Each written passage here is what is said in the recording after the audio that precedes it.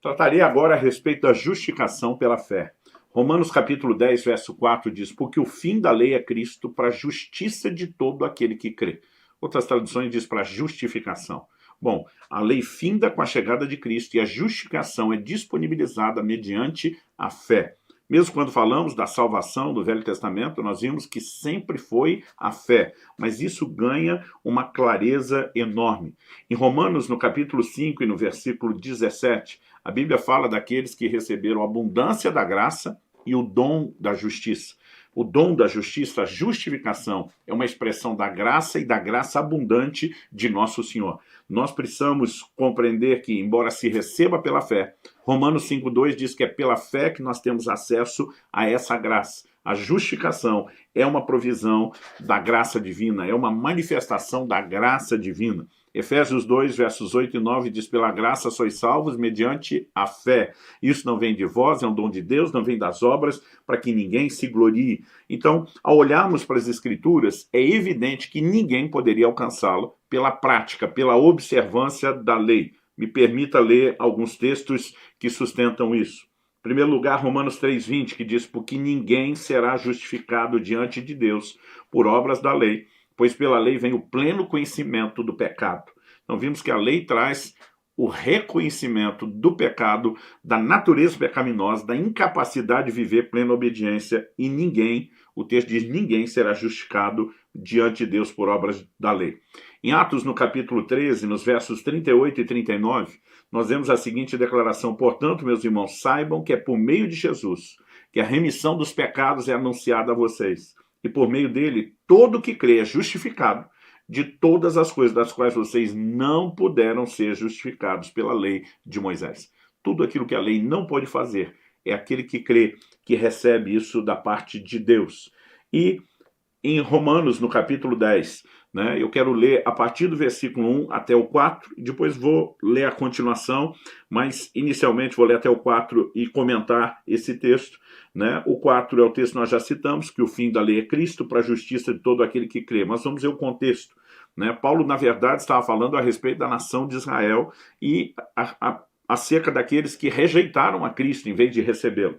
Ele diz assim: irmãos, o desejo do meu coração e a minha súplica a Deus em favor deles é para que sejam salvos, porque dou testemunho a favor deles de que têm zelo por Deus, porém não com entendimento, desconhecendo a justiça de Deus e procurando estabelecer a sua própria justiça, não se sujeitaram à justiça que vem de Deus, porque o fim da lei é Cristo para a justiça de todo aquele que crê.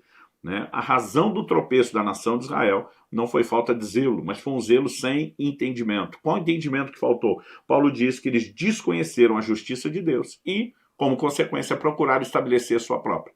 Desconheceram que a justiça de Deus se manifesta por meio da fé. Fé na substituição que Cristo fez por nós na cruz, como eu vou falar daqui a pouco. Mas além de desconhecerem a justiça de Deus, procuraram estabelecer sua própria. Buscaram o mérito, o orgulho de, diante de determinadas práticas, acreditarem que eles mereciam receber algo de Deus. Essa é a essência do discurso que nós vemos quando em Lucas 18 Jesus fala a respeito de um fariseu e de um publicano que sobem ao templo para orar. O publicano, cheio de arrependimento, só diz: tem misericórdia de mim, pecador. Diante de Deus é tudo que ele pede. A Bíblia diz que esse foi justificado, enquanto o outro, o fariseu, que era parte de um dos grupos das seitas mais severas do judaísmo, era gente muito dedicada, no que diz respeito aí às questões de religiosidade, ele está lá se orgulhando de Deus: Senhor, graças te dou, porque não sou como esse outro homem pecador, eu faço isso, eu faço aquilo, e ele não foi justificado. Eles não só desconheciam a justiça de Deus, como também procuraram estabelecer sua própria. Dessa forma, não se sujeitaram à justiça que vem de Deus. Não entenderam que o fim da lei é Cristo para a justiça de todo aquele que crê. Agora, continuando essa declaração de Paulo, nós podemos entender a partir do versículo 5, que ele não apenas está tentando provar que não havia justificação pela lei, como a lei já sinalizava a justificação pela fé. Então Paulo diz assim: ora, Moisés descreve assim a justiça que procede da lei. Aquele que observar os seus preceitos, por eles viverá. Aqui Paulo mostra Moisés descrevendo palavras de Deus que estão registradas em Levítico 18:5. Portanto, guarde os meus estatutos, os meus juízos, aquele que os cumprir, por eles viverá, eu sou o Senhor. Depois de citar isso, que fala sobre viver pela observância, ele diz, mas a justiça que procede da fé afirma o seguinte, agora ele vai fazer citação de um outro texto do Velho Testamento, né? Afirma o seguinte, não pergunte seu coração, quem subirá ao céu, isso é para trazer Cristo lá do alto, ou quem descerá ao abismo, isso é para levantar Cristo dentre os mortos, porém que se diz, a palavra está perto de você, na sua boca e no seu coração, isso é a palavra da fé que pregamos. Aqui Paulo está comentando o texto já com explicações e aplicações, porque em Deuteronômio 30, de 12 a 14, nós lemos o seguinte, não está no céu, para que tenham que dizer quem subirá até o céu por nós, para nos trazer o mandamento e anunciá-lo a nós para que o cumpramos, nem está do outro lado do mar, para que tenham de dizer quem irá atravessar o mar por nós, para nos trazer o mandamento e anunciá-lo a nós para que o cumpramos, pois essa palavra está bem perto de vocês, na sua boca e no seu coração, para que vocês a cumpram. Agora, o apóstolo Paulo faz uma relação disso com a palavra da fé que ele pregava. E ele diz no verso 9 em diante, se com a boca você confessar Jesus como Senhor, e em seu coração crer que Deus o ressuscitou dentre os mortos, você será salvo. Porque com o coração se crê para a justiça e com a boca se confessa para a salvação. Pois a Escritura diz, todo aquele que nele crê não será envergonhado, porque não há distinção entre judeu e grego, uma vez que o mesmo é o Senhor de todos, rico para com todos os que o invocam, porque todo aquele que invocar o nome do Senhor será salvo. Né? Novamente aqui nós temos mais uma declaração, uma citação bíblica que está em Joel 2,32, e acontecerá que todo aquele que invocar o nome do Senhor será salvo. Diante disso, né, qual é a leitura que o apóstolo Paulo está nos conduzindo? Qual é o nível de compreensão? Que, de fato, a justiça de Deus se recebe por fé.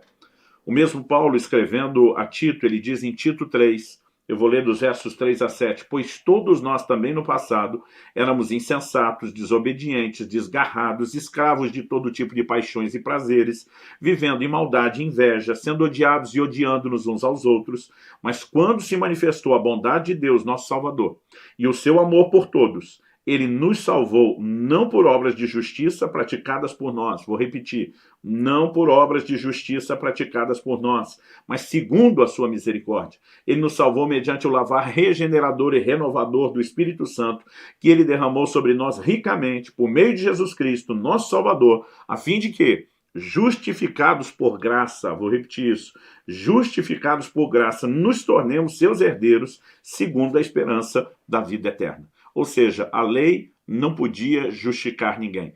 Como mencionamos antes, pela lei vinha o pleno conhecimento do pecado. Então, para entendermos a justificação, nós primeiro precisamos compreender a condição do homem, que fez com que a justificação pela fé em Cristo se tornasse necessária, desde a queda.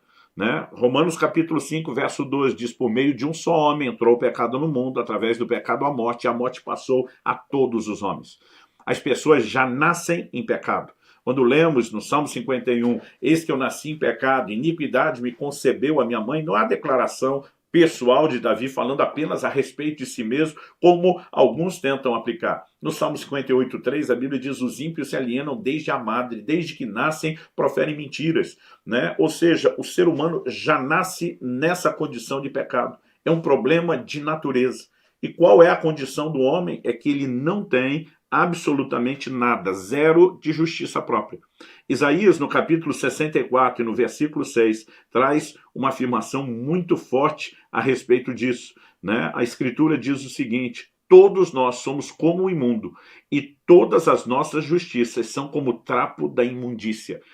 Alguns comentaristas sugerem que essa expressão, né, trapo da imundícia, se refere às bandagens que os leprosos tinham que usar, colocados sobre as suas feridas. Isso, quando era removido, tinha que ser queimado, não tinha utilidade para nada, não prestava. Ou seja, a Bíblia está dizendo, nossas justiças são como trapos de imundícia. O que quer que seja a definição de trapo de imundícia, né, isso certamente não soa nada bom.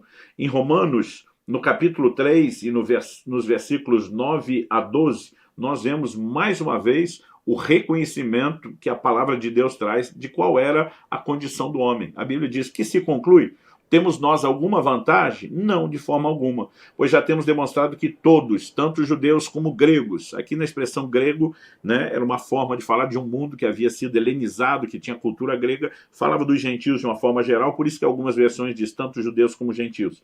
Então ele segue aqui, tanto judeus como gregos estão debaixo do pecado, todos, sem exceção. Verso 10, como está escrito, não há justo, nenhum sequer, não há quem entenda, não há quem busque a Deus, todos se desviaram e juntamente se tornaram inúteis. Não há quem faça o bem, não há nem um sequer. Essa era a condição da humanidade e essa situação só pode ser revertida em Cristo. E a condição do homem, quer ele reconheça isso, quer não, é exatamente essa.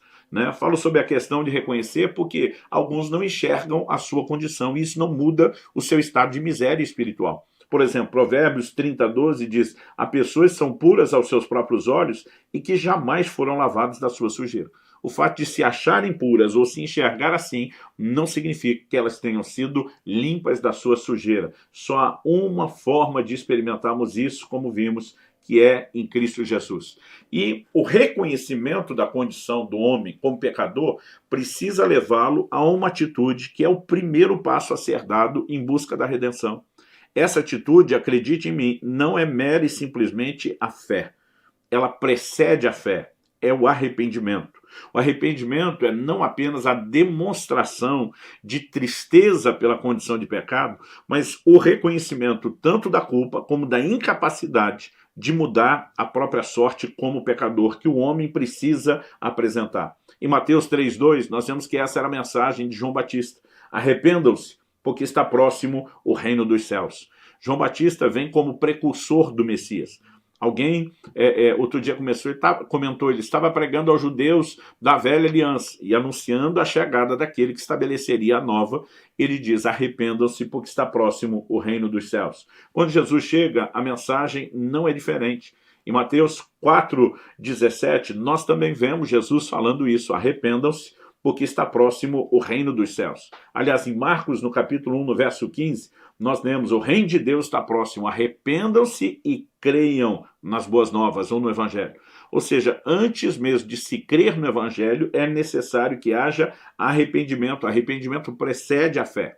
Em Hebreus, no capítulo 6, nos versos 1 e 2, onde a Bíblia fala dos rudimentos da doutrina de Cristo, você descobre que antes de mencionar em segundo lugar a fé em Deus, a Bíblia menciona antes, em primeiro lugar, o arrependimento das obras mortas. O arrependimento precede a fé. Aliás, essa mensagem de Jesus era muito contundente. Lucas 5, 31 e 32, ele diz, não são os que têm saúde que precisam de médico, mas sim os doentes. Eu não vim chamar justos, mas pecadores ao arrependimento. Né? Também percebemos o mesmo na mensagem dos apóstolos. Em Atos capítulo 2, verso 38, arrependam-se e cada um de vocês seja batizado em nome de Jesus Cristo para o perdão dos seus pecados. Atos 5:31, Deus o exaltou, elevando-o à sua direita como príncipe e salvador para dar a Israel o arrependimento e o perdão dos pecados. Né? E a lista segue longa, eu não quero ser exaustivo nisso, mas mostrar que o reconhecimento da condição do homem mediante arrependimento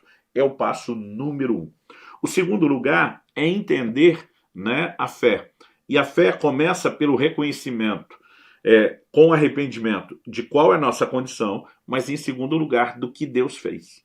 E o que é que Deus fez para a nossa justificação? Nós sabemos que fomos justificados em Cristo. Em 1 Coríntios, por exemplo, no capítulo 6, dos versículos 9 a 12, a palavra de Deus é assim, ou vocês não sabem que os injustos não herdarão o reino de Deus? Não se engane, nem morais, nem idólatras, nem adúlteros, nem afeminados, nem homossexuais, nem ladrões, nem avarentos, nem bêbados, nem maldizentes, nem roubadores herdarão o reino de Deus. Alguns de vocês eram assim, mas vocês foram lavados, foram santificados, foram justificados no nome do Senhor Jesus Cristo e no Espírito do nosso Deus. Embora a Bíblia diga que os injustos não vão herdar o reino de Deus, ela nos mostra uma justificação que nós podemos experimentar no nome do Senhor Jesus, apesar de termos vivido uma vida de injustiça. essa obra da justificação é algo lindo, extraordinário que Deus opera em nosso favor, né? Nós precisamos entender que isso só foi possível porque o Calvário, né, ou a obra de Cristo lá na cruz do Calvário proporcionou uma troca.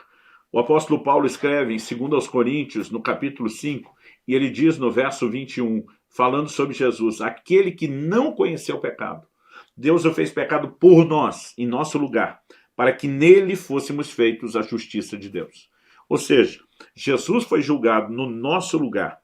Ele sofre e merece o castigo que nós deveríamos receber. Ele que nunca pecou, foi feito pecado em nosso lugar, para que nós, que não éramos justos, recebêssemos a justiça dele, a justiça de Deus. A obra da cruz é uma obra de troca. Nós precisamos enxergar essa perspectiva. Em 1 Coríntios, no capítulo 1, nos versículos 30 e 31, a Bíblia diz, né, que Cristo foi feito justiça por nós. A palavra de Deus diz assim, mas vocês são dele em Cristo Jesus, o qual se tornou para nós, da parte de Deus, sabedoria, justiça, santificação e redenção, para que, como está escrito, aquele que se glorie, glorie-se no Senhor. Ou seja, ninguém pode se gloriar de justiça própria. Cristo foi feito, né, ou se tornou por nós, da parte de Deus, justiça. A justiça procede de Cristo, dos méritos de Cristo, e não dos méritos humanos. Nós precisamos reconhecer que justificação é o ato pelo qual o estado de pecado e culpa do homem é removido, tornando-o justo perante Deus. Significa que Deus não apenas perdoa o pecado, mas torna o homem limpo como se ele nunca houvesse cometido pecado ou delito algum, né? A justificação, ela tem esse poder extraordinário. É por isso que Paulo escreve e diz aos Coríntios, em 2 Coríntios 5,17, se alguém está em Cristo, nova criatura é. As coisas velhas já passaram, eis que tudo se fez novo.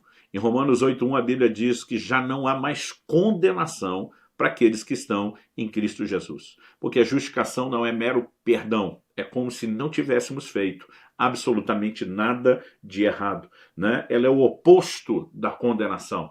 E podemos entender não só por Romanos 8,1, mas também pela declaração da palavra de Deus em Romanos 8, versos 33 e 34, que não há lugar para acusação, né? Paulo pergunta, quem tentará acusação contra os eleitos de Deus? É Deus quem os justifica. E depois no verso 34 de Romanos 8 ele diz, quem os condenará?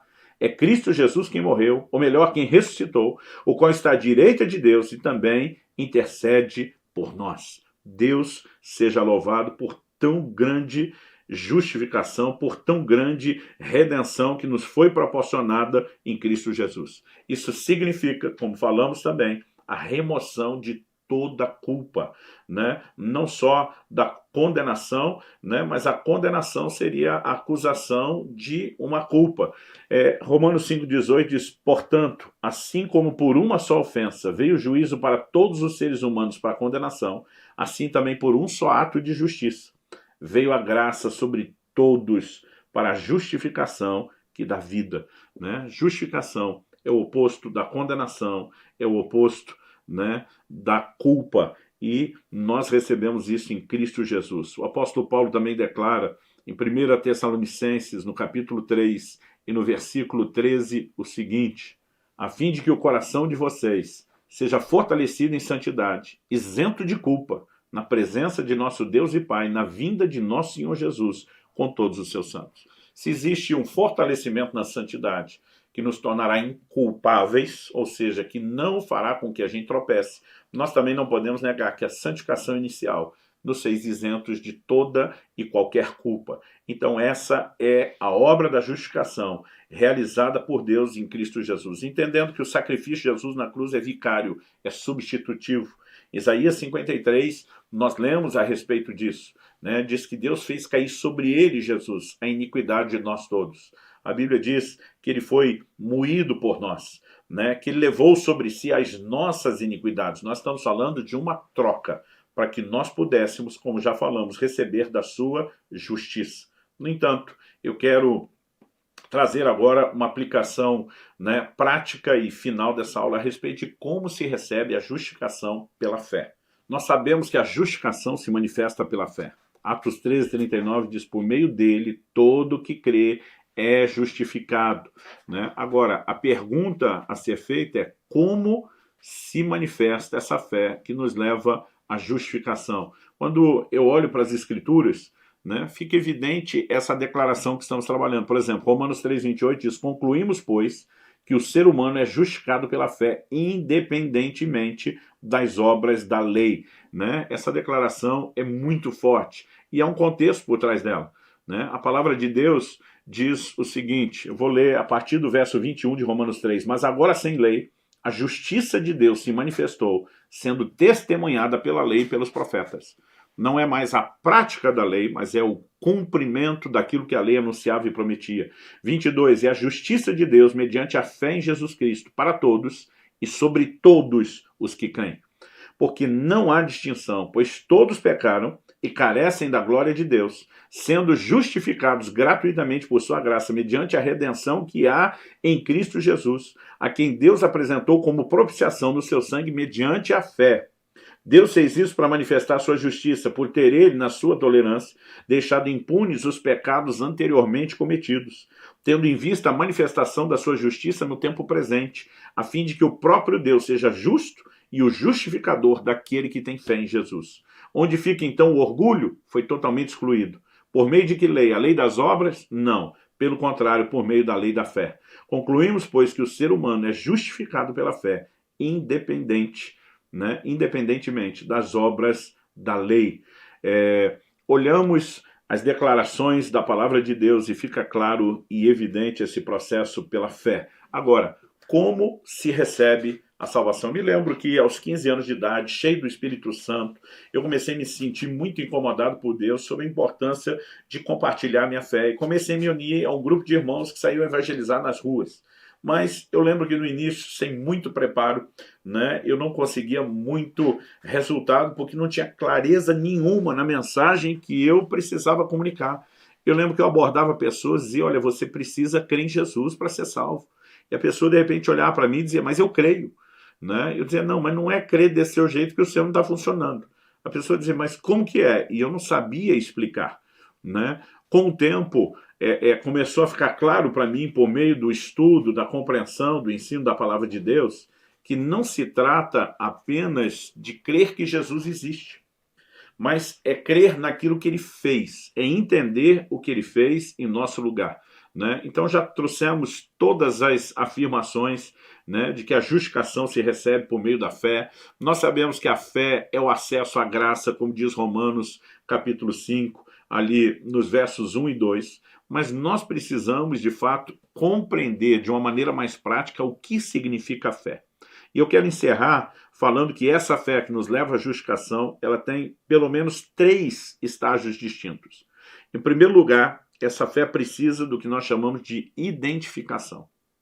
Em segundo lugar, ela precisa do que nós vamos classificar aqui de apropriação. E em terceiro lugar, ela tem que se expressar por meio de uma confissão. Identificação, apropriação e confissão. O que significa identificação? Em Colossenses, no capítulo 3, no versículo 3, o apóstolo Paulo faz uma declaração que ela só pode ser entendida sob o prisma da identificação. Ele diz, porque vocês morreram e a vida de vocês está oculta juntamente com Cristo em Deus. O que significa nossa vida está oculta? Outras traduções dizem escondida com Cristo em Deus.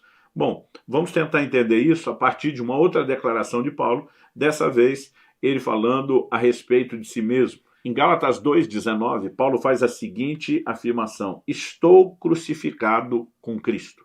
Se você pudesse pegar, hipoteticamente, uma máquina do tempo, né, vamos inventar isso aqui só para fim de exemplo, e voltar ao momento onde Paulo fez essa declaração, estou crucificado com Cristo, você não iria encontrá-lo, né, com o seu corpo preso e pregado na mesma cruz junto com Jesus. O que Paulo está falando não é literal. O que Paulo está falando é a respeito de identificação. O que significa isso? Nós precisamos entender que Jesus morreu em nosso lugar. Ele nos substituiu morrendo a morte que nós deveríamos morrer. Então, o primeiro estágio da fé é a identificação. Quando eu olho para Jesus me substituindo, eu reconheço ele em meu lugar. Isso significa o quê? Que quando ele morreu, eu morri com ele, uma vez que ele me substituía e me representava. Né? Aliás, É aí que vai fazer sentido a declaração de Colossenses 2,20. Se vocês morreram com Cristo, né? Que história é essa de morremos com Cristo? Quando ele morreu, nós morremos. Mas em Colossenses 3,1, Paulo diz, se vocês foram ressuscitados juntamente com Cristo, como que ressuscitamos? Quando entendemos identificação. Né? Quando Cristo morreu, ele me substituía na morte que eu merecia ter como condenação pelo pecado. Mas quando ele ressuscitou, ele também me substituiu e ele me deu o direito de tornar a viver não mais debaixo da culpa do pecado, que já havia sido paga essa conta. Nós precisamos entender identificação. Quando Paulo escreve aos Efésios, diz que nós estamos assentados com Cristo nas regiões celestiais, isso significa o quê? Quem subiu, se assentou à direita de Deus foi Cristo. Nenhum de nós está lá literalmente nesse momento, mas porque ele nos representa e tudo que ele fez em nosso lugar, quando nós nos identificamos, nós precisamos reconhecer que nós estamos lá, uma vez que ele nos representa. Isso é identificação. Né? Quando olhamos para as declarações bíblicas a respeito de identificação, nós entendemos que esse é o ponto de partida. Né? Entender a identificação nos leva a compreender, inclusive, a prática do batismo. Né? A palavra de Deus fala a respeito do batismo e muitas vezes eu percebo que as pessoas não conseguem compreender o que é que está por trás do batismo. Paulo pergunta em Romanos capítulo 6, vou ler a partir do 3, ou será que vocês ignoram que todos nós que fomos batizados em Cristo Jesus, fomos batizados na sua morte? Fomos sepultados com ele na morte pelo batismo, para que como Cristo foi ressuscitado dentre os mortos pela glória do Pai, assim também nós andemos em novidade de vida. Porque se fomos unidos com ele na semelhança da sua morte, certamente o seremos também na semelhança da sua ressurreição. Sabendo isso, que a nossa velha natureza foi crucificada com ele, para que o corpo do pecado seja destruído e não mais sejamos escravos do pecado. Né? Ele vai dizer no verso 8, se já morremos com Cristo, cremos que também viveremos com ele. Identificação. Né? Nós precisamos levar as pessoas a essa clara compreensão. O batismo, ele não apenas é o selo da fé, mas ele expressa o tipo de fé que nós temos. Quando pegamos o novo convertido, professando sua fé em Cristo, em nome do Senhor Jesus, o afundamos nas águas, nós estamos testemunhando que ele morreu e foi sepultado com Cristo. Quando tiramos da água para fora, e eu brinco que é muito importante essa parte terminar desse jeito, nós estamos testemunhando que ele ressuscitou com Cristo para andar e viver em novidade de vida. O batismo não é só o selo da fé, não é só uma confissão pública da fé que nós temos, mas ele expressa o tipo de fé, uma fé que se identifica. Em primeiro lugar se identifica, mas na sequência, né, ela também se apropria. Em 1 Timóteo, no capítulo 6, no versículo 12, a palavra de Deus diz, toma posse da vida eterna. O que é tomar posse? É apropriar. Se o que Jesus fez em meu lugar, se ele já pagou a conta dos pecados, eu não tenho que pagar pelos meus pecados. Eu preciso me apropriar do perdão. Eu preciso me apropriar da reconciliação que a morte dele me permite ter com Deus. Eu preciso me apropriar dos benefícios, porque se eu entendo identificação, eu não tenho que fazer mais nada. Está tudo feito. Eu me vejo em Cristo, onde tudo foi realizado, eu apenas pela fé recebo isso. Agora, essa fé, nós lemos antes em Romanos 10, no coração nós cremos que Deus ressuscitou a Jesus, mas com a boca nós confessamos. Então, a fé tem uma confissão. Né? Ela se expressa por meio de uma declaração verbal. Mais à frente nós vamos entender que essa fé também tem obras, né? Mas é importante estabelecer isso. O batismo não só é uma confissão pública, né, da fé que nós temos em Jesus, mas especificamente de que tipo de fé nós temos. E aquilo que se torna fé no coração, que nos leva a nos identificar, nos apropriar, tem que ser confessado. Não apenas um dia, uma única vez diante dos homens. Esse é um bom começo. Jesus disse, todo aquele que me confessar diante dos homens, eu também o confessarei do meu Pai e dos anjos que estão diante dele. Mas quem me negar diante dos homens, eu vou negá-lo diante do Pai e dos seus anjos. Existe necessidade de confissão, mas não é uma única confissão inicial. No livro de Hebreus, Jesus é chamado de o sumo sacerdote da nossa confissão. Em cima da nossa confissão de fé, que ele se posiciona, que ele nos advoga diante de Deus. E a fé, portanto, ela precisa de uma maneira muito prática, não só crer que Jesus existe, crer no que ele fez, crer que ele nos substituiu, apropriar-se desses benefícios e então também declará-los. Agora, a justificação não é finalmente o grande desfecho esperado desde o tempo da lei. É apenas o começo. A partir de então, agora existe uma obra crescente e progressiva, e nós vamos falar na próxima aula a respeito do que vem depois da justificação.